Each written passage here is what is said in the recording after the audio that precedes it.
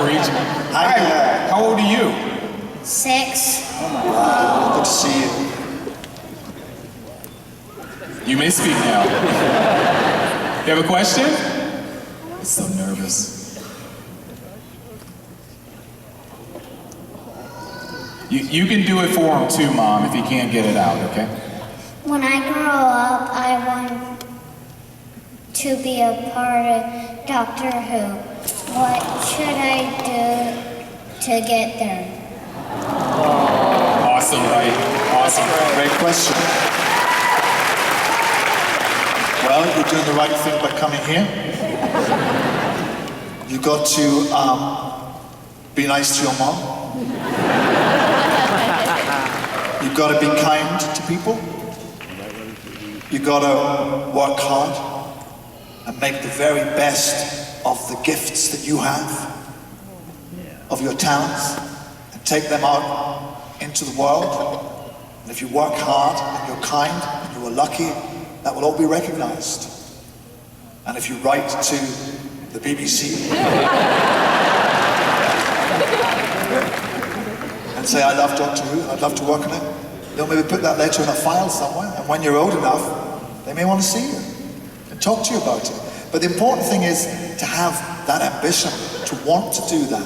Because if you want to do something like that, it means that you're a clever and a bright and a creative person. And that's the most important thing to take forward. To take forward that belief in yourself and in the belief of how valuable it is to bring creativity into the world. So you'll do fine.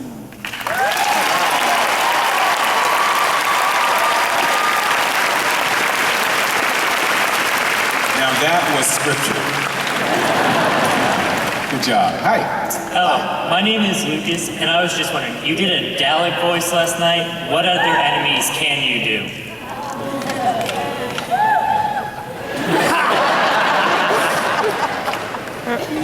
I don't know. I can't remember what other enemies can I do? Cybermen, well, their voices, they don't tend to sort of speak very much anymore, do they? But they used to talk like that. They used to do a little sort of Stephen Hawkins kind of thing. I haven't practiced that at all. Funny enough, one of my great, I love Julian Bleach, who plays Davros, who, does the voice without any electronic aids whatsoever. When you talk to him, he talks to you like this. He's very evil, doctor. And do you have a thing called corned beef here? Do you know what corned beef is? Yeah. Yeah. Is there a cheer, a round of applause for corned beef? So I love Julian, but I wouldn't, if Julian was here, I wouldn't know what he looked like. Because he always stayed in the Davros makeup. And I loved talking to him because he was so interesting. He was a brilliant actor and a brilliant actor who did very, very stylish work. Did a great show called Shockheaded Peter, a brilliant actor. But I loved just hearing his stories. But I would chat to him and say, what have you had for lunch? After lunch, and he'd say, corned beef. Davros in the chair, corned beef. I said, where did you get the corned beef from? I didn't see that on the menu. And he leant down like this. And he brought out a tin of it. Corned beef. And he said he always travelled with half a dozen tins of corned beef. Because he was used to staying in theatrical digs where the food might not be very good. So that was his emergency food. It was corned beef.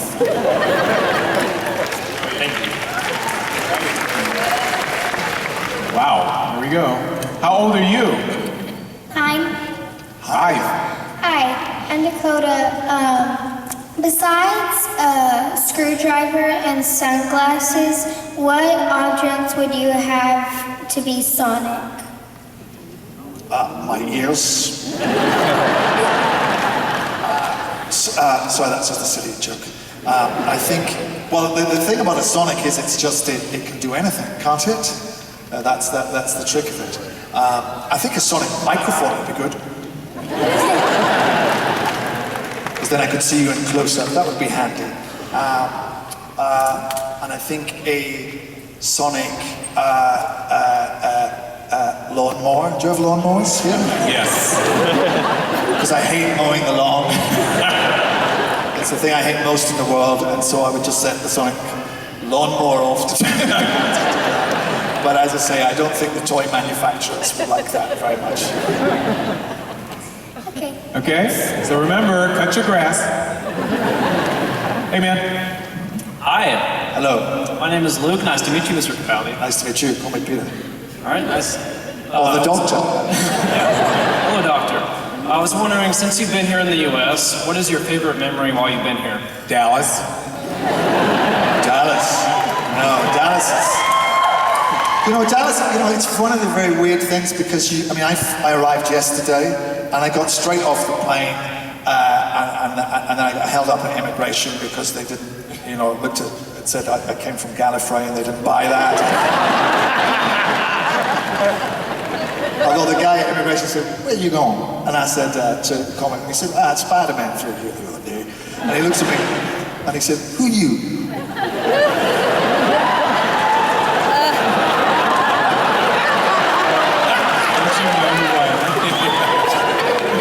I said, "I'm Doctor Who." And he said, he looked at me and he went, "You are Doctor Who." And you go.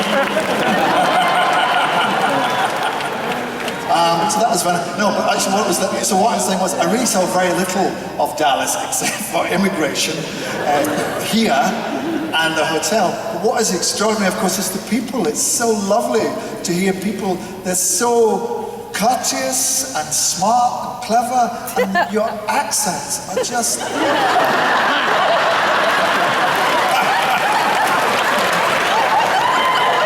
Their accent.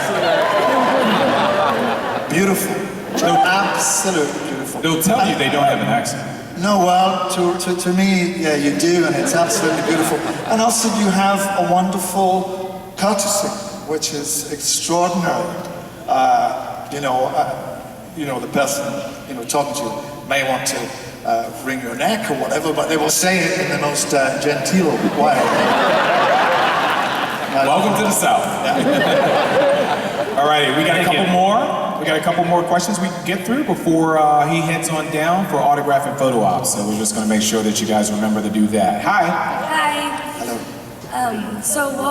How much did you fangirl your first day on set? How much is that fanboy? Yeah. You what? Oh, fanboy. Really not very much because the thing is, I have to be a professional. And that's the thing about, in a way, with Doctor Who, I had to sort of put the fanboy away and say that to do this job to the best of my ability, I had to apply all of my experience and instincts as an actor. Oh, come on. No, it's true. It's true. And then I ran around the TARDIS and There you go. That's what I want. Yeah. Hi.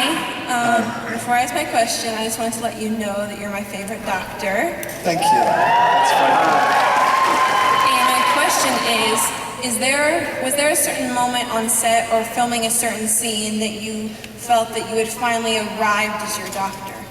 Ooh, I don't think you ever feel that to go back to talk to the professional actor, I don't feel as if you ever arrive. If you arrive, it's over. So you're always looking. But sometimes, so every time when I work on the show, I'm always looking for who this doctor is. And sometimes it appears. Sometimes he just sort of is there because we keep pushing and keep working at it. But from the moment you step out of the door, from the first moment you open the TARDIS door and pop your head out, you've got to be him. So really from the start, I felt as if I was playing him. But there were some special little moments where I felt he was there, which are my moments. Awesome. Thank you. Thank you. Hi. Hello. Who is your favorite enemy? Oh, yeah, well, I like the Daleks. I like the Mondasian Cybermen, who are the original Cybermen. I like the Daemons, who are sort of strange kind of demon-like creatures. I like the Menoptera, the Zarbi, who are creatures from the web planet. I like I like so many of them. There are hundreds of them. I like Sontarans, you know. I like Weeping Angels.